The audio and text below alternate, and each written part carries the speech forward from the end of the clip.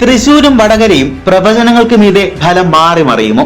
കാരണം തൃശൂരും വടകരയും ഉൾപ്പെടെ കേരളത്തിലെ 6 ഇടത്ത് 1 ലക്ഷത്തിന് മുകളിൽ കന്നി വോട്ടുകളുണ്ട്. സോഷ്യൽ മീഡിയ വഴിയുള്ള പ്രചാരണങ്ങൾ കന്നി വോട്ടുകളെ സ്വാധീനിക്കും എന്ന് ഉറപ്പാണ്. ഇത് മുന്നണികളുടെ കണക്കുകൂട്ടലുകളെ മാറ്റിമറിച്ചേക്കും. ഇക്കുറി ലോക്സഭാ തെരഞ്ഞെടുപ്പിൽ പോളിംഗ് ബൂത്തിലേക്ക് എത്തുന്നത് 2.7 കോടി വോട്ടർമാരാണ്. ഇതിൽ പുതുതായി പേര് ചേർത്തത് 15,97,625 പേരാണ്. ത്രികോണ മത്സരം നടക്കുന്ന പല മണ്ഡലങ്ങളിലും കന്നി വോട്ടർമാർ നിർണായക സാന്നിധ്യമാണ്.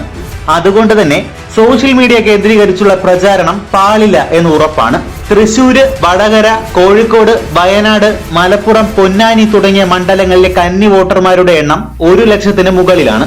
മാവേലിക്കരയിലാണ് ഇത്തവണ ഏറ്റവും കുറവ് കന്നി വോട്ടർമാർ ഉള്ളത്, 30,813. കെ മുരളീധരൻ, വി സുനിൽകുമാർ, സുരേഷ് ഗോപി തമ്മിൽ ത്രികോണ പോരാട്ടം നടക്കുന്ന തൃശൂരിലാണ് ഇത്തവണ ഏറ്റവും കൂടുതൽ കന്നി വോട്ടർമാർ.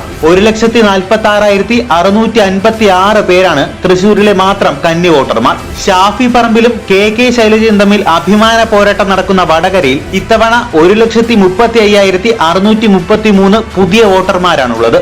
എം കെ രാഘവനും എളമരം കരീമും പോരാടുന്ന കോഴിക്കോട് 1,14,276 കന്നി വോട്ടുകളുണ്ട്.